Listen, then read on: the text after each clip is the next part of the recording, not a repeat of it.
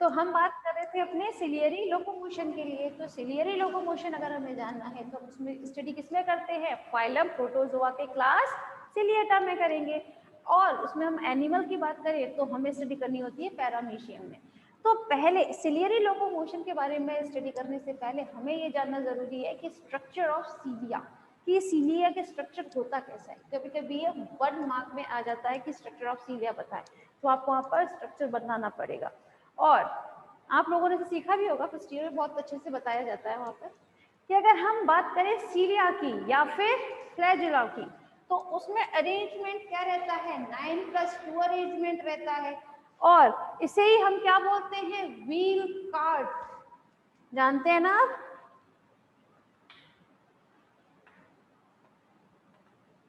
Wheel card आप लोगों को ये बताया गया होगा फर्स्ट ईयर में कि व्हील कार्ड डायग्राम क्या होता है, किस तरह से उसको बनाते हैं।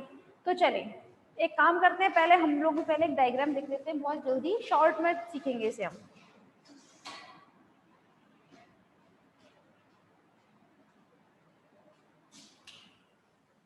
Ma'am please please.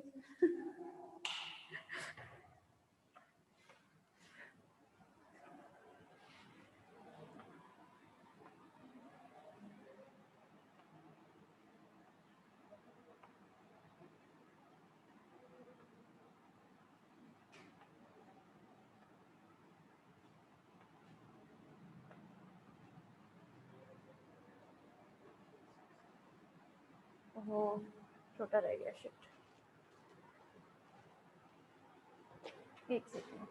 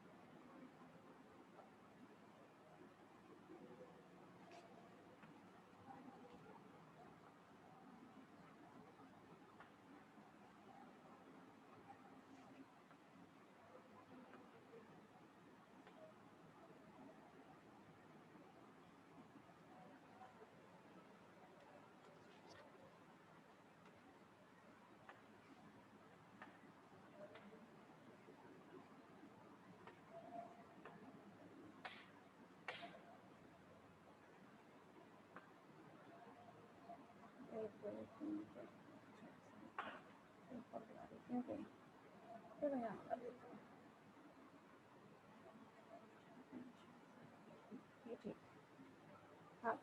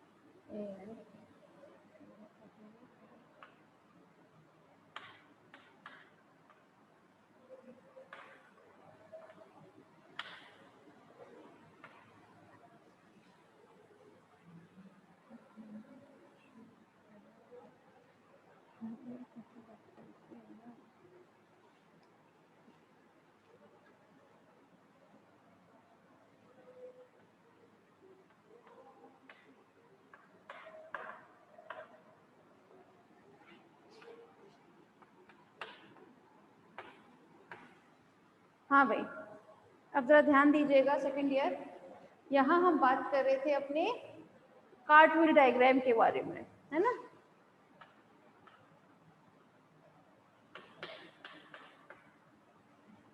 कार्टविल डायग्राम कहें आप, अदरवाइज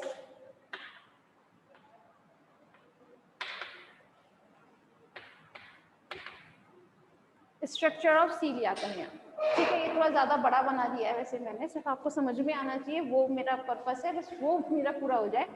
देखिए, थोड़ी देर पहले ही बताया था, सीलिया में जो अरेंजमेंट होता है हमेशा 9+2 अरेंजमेंट पाया जाता है एक्सोनिम का। 9+2 से मतलब होता है इसमें 2 टाइप के आपके क्या प्रेजेंट रहते हैं फाइबर, मीन इसमें 9 जो होते हैं वो होते हैं पेरिफेरल। पेरिफेरल समझते हैं ना आप, पेरिफेरल, और 2 जो होते हैं वो होते हैं सेंट्रल फाइबर। ये समझ रहे हैं आप। देखिए काउंटिंग करें आप पेरिफेरल की, 1 2 3 4 5 6 7 8 9। ओके, तो इसीलिए थोड़ा डायग्राम अजीब लग रहा है, लेकिन आप लोग जब अपने उससे बनाएंगे ना, बहुत गोल उसमें बनाएंगे इसको, तो बहुत परफेक्ट बनते हैं ये सब, एकदम पर्टिकुलर उसमें आएंगे कॉपी में को। ठीक है, तो यहाँ पर जो पेरिफेरल फाइबर प्रेजेंट रहते हैं उनके नंबर कितने होते हैं, 9, जबकि जो सेंट्रल फाइबर होते हैं उसमें कितने रहते हैं, 2।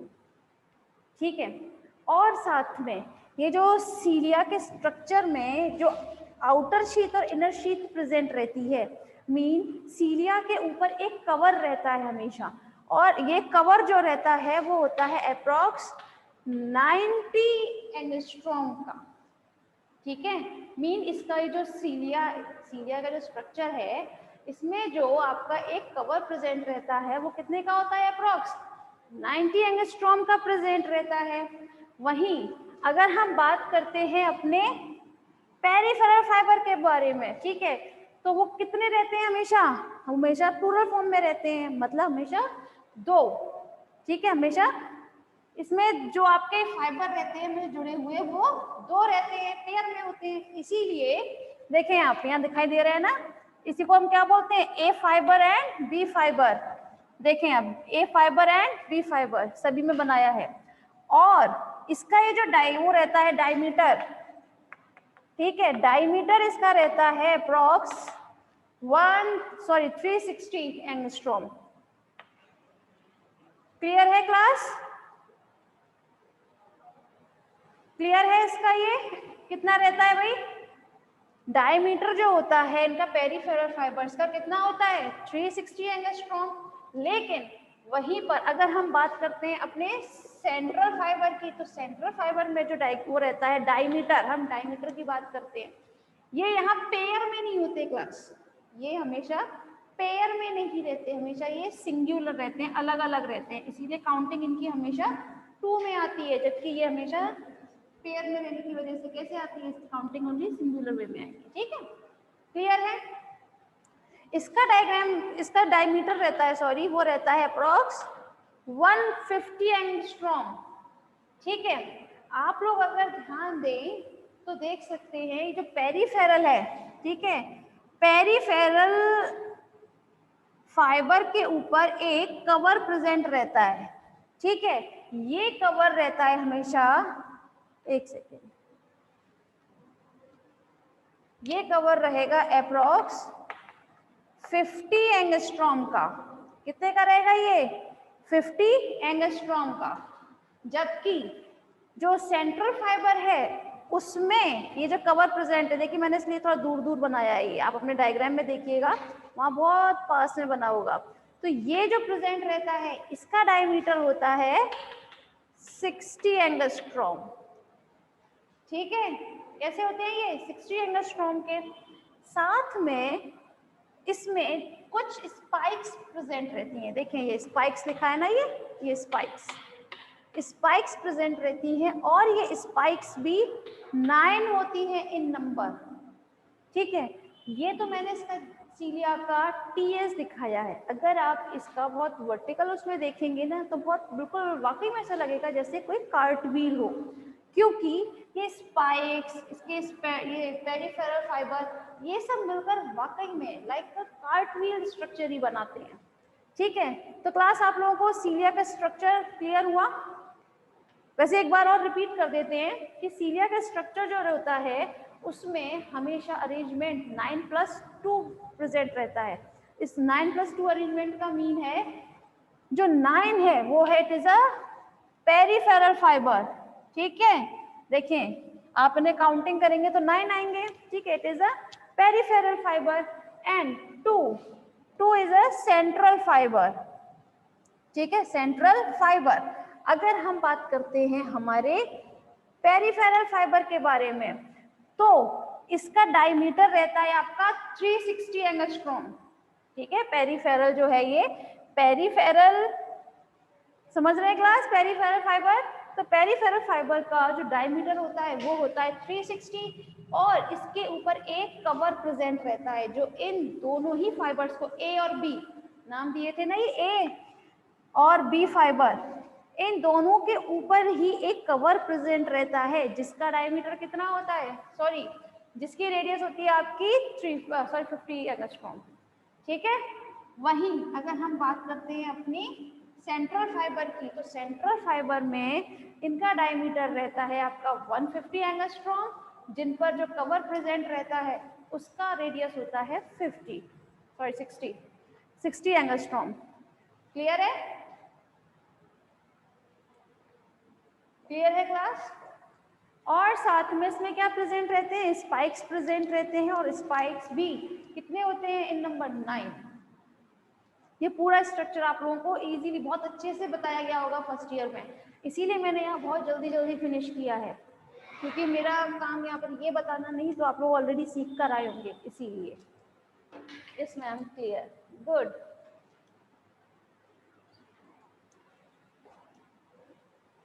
चलें,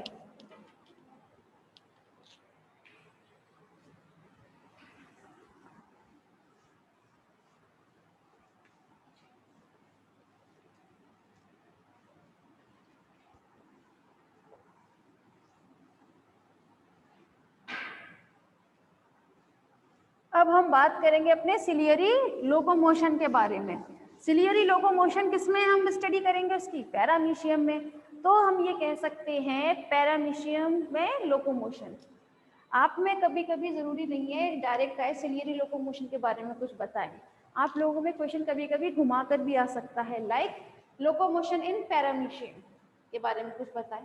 ठीक है, या फिर brief diagram about the paramecium locomotion.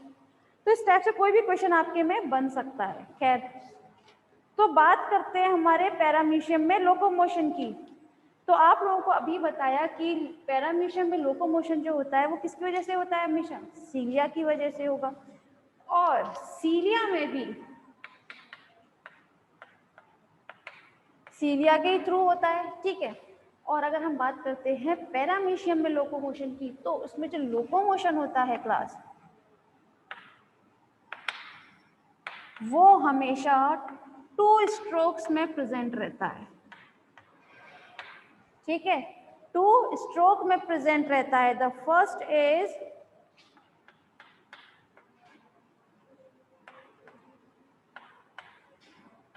Effective stroke and second is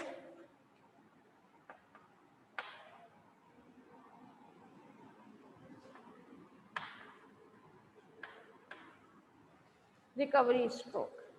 ठीक है, आप लोगों ने जनरली देखा होगा कि जब कोई एक बोट चलाने वाला देखा है जिसमें वो भी प्रेजेंट रहता है, भाई आप लोगों ने जनरली देखा है नहीं। अगर मैं एक बात बताऊं हिंदी में बोलूं तो वो चप्पू जिसको हम बोलते हैं हिंदी में, नाव चलाते हैं ना भाई, अब तो खैर मोटर वाली चलती है जनरली शिप्स, मैं शिप्स की बात नहीं कर रही हूँ, मैंने यहाँ शिप नहीं कहा, मैंने यहाँ जनरली एक शब्द लिया है बोट। बोट को अगर आपने कभी भी टीवी में भी देखा है तो आप इजीली समझ सकते हैं मेरी बात को, जिसमें एक डंडा लगा रहता है, वो चलाते हैं ना इस तरह से, यूं, है ना, बस इसी को आप थोड़ा इमेजिनेशन पावर अपनी हाई रखिएगा और समझने की कोशिश कीजिएगा कि इफेक्टिव स्ट्रोक और रिकवरी स्ट्रोक क्या होता है। देखें, अगर मैं बोट चलाऊं तो किस तरह चलाऊंगी, पहले अपने सपोज को मैं जस्ट बैठी हूँ अभी, चलाने के लिए मुझे मेरा ये चप्पू जो होगा वो ऐसे इस वे में ऐसे चलाया जाएगा। तो देखिए मैंने 2 स्ट्रोक लिए हैं, फर्स्ट सेकेंड, ठीक है, फर्स्ट फिर सेकेंड, समझ में आ रहे हैं? मतलब एक सेकेंड, इसको आप डायरेक्ट डायग्राम से समझ सकते हैं, समझिए।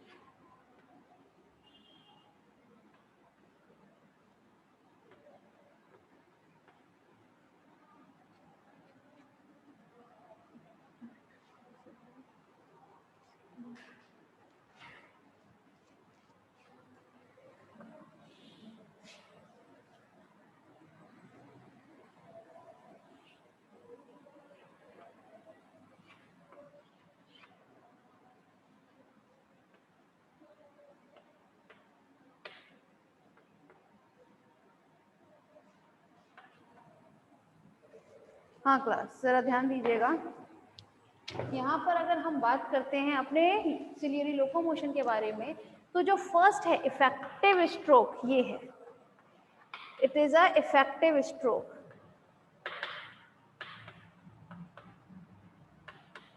इसमें जनरली करते क्या है, ये सीलिया प्रेजेंट है, देख सकते हैं आप, इट इज अ सीलिया। इसमें सीलिया का लोकोमोशन जो हो रहा है वो इस डायरेक्शन में हो रहा है, ठीक है। इस डायरेक्शन में चलने के लिए ये सबसे पहले अपने सीलिया को पानी में कुछ इस टाइप से करेगा, ये आगे की तरफ पानी को ढकेलेगा, ढकेलेगा ही तो सही ना, पीछे ही तो करेगा अपने सीलिया के थ्रू। तो ये जो पीछे करने का तरीका होता है, ये मैंने इतनी सी चीज को यहाँ 5 स्टेप में दिखाया है, देखें इस तरह से पानी इसने हटाया है अपना, ठीक है। हाँ बस मैं ये समझा दूं, ये क्लियर हो गया ना बच्चों को। तो फ्लैजिला में मुझे मेहनत थोड़ी कम करनी पड़ेगी, एक्चुअली बच्चे इसको समझते नहीं किस तरीके से मैं बताना चाह रही हूँ। तो जनरली इसमें क्या है, आपने ये सीलिया जो है वो पीछे की तरफ पानी को इस तरह ढकेलेगा, it is a effective stroke, ठीक है। उसके बाद जब ये इसके सीलिया फिर से ऊपर की तरफ जाएंगे, देखें, ठीक है, तो ये देखिए इसमें ये डायरेक्शन 6, 7, 8, 9, 10 ऊपर की तरफ जा रहे हैं ना ये, तो जब ये ऊपर जाएंगे उसे हम कहते हैं रिकवरी स्ट्रोक।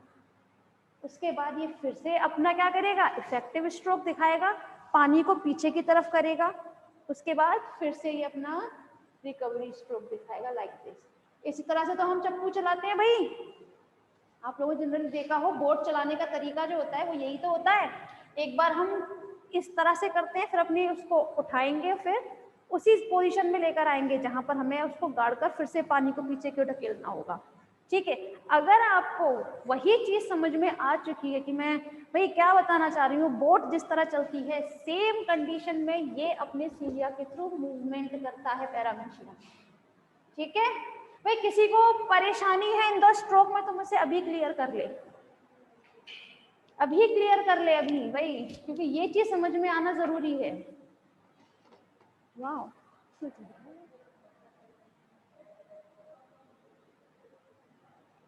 सेकेंड ईयर भाई मुझे जवाब दें आप पहले, मुझे मैम रुक जाए, फिर उनके जवाब का इंतजार करना है भाई। इन्हें ये क्लियर हो जाएगा ना तो मेरी मेहनत थोड़ी सफल है, इन्हें परेशानी है तो फिर मैं दोबारा बताऊंगी। हाँ बच्चों बताओ जरा, साक्षी को, भाई साक्षी को तो क्लियर है, चलो थैंक गॉड, साक्षी को समझ में आ गया। भाई रिंकल और ज्योति बताएं तो सही, परेशानी है बेटा तो बताएं, समझ में आया है तो बताएं, हवाबाजी नहीं करना है बिल्कुल भी। चलो ज्योतिका को भी आ गया समझ में, ज्योति